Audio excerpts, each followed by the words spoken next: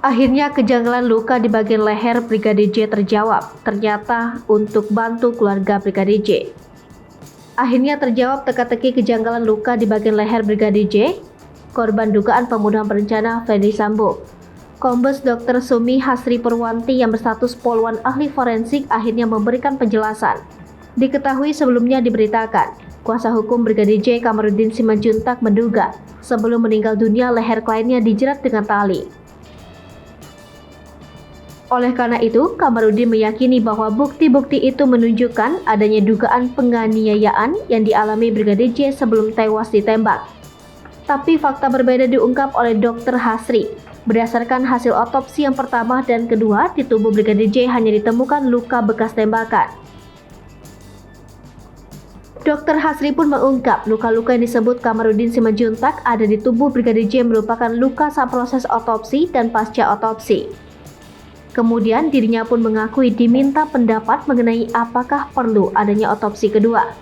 Dirinya juga meyakini bahwa sejak awal proses otopsi sudah dilakukan sesuai SOP.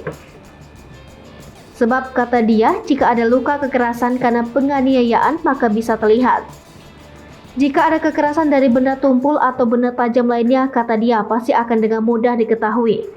Kemudian soal luka di leher Brigadir J, Dr. Hasri mengatakan bukan karena jeratan tali. Menurutnya luka itu terjadi karena proses otopsi. Kemudian ia juga menegaskan bahwa semua organ tubuh Brigadir J masih ada. Hal itu dilakukan, kata dia, karena kepala akan dijahit lagi dan jika tidak bisa tertutup rapat bisa merembes formalinnya. Ia pun mengatakan bahwa hasil otopsi pertama dan kedua hasilnya sama. Kemudian soal perbedaan jumlah luka tembak, kata dia yang penting kan bukan luka jumlahnya. Dr. Hasri lalu mengaku prihatin saat jenazah Brigadir J dilakukan otopsi ulang. Kemudian ia pun membeberkan alasan kenapa dia mengatakan hal tersebut. Ia mengatakan ahli forensik itu tidak bisa menunda otopsi karena berburu dengan waktu kematian. Dirinya pun meyakini bahwa para junior-juniornya yang mengerjakan otopsi itu sudah bekerja dengan baik. Hai pemirsa Sripopo TV, jangan lupa komen, like, dan subscribe serta tonton terus berita-berita terupdate lainnya ya.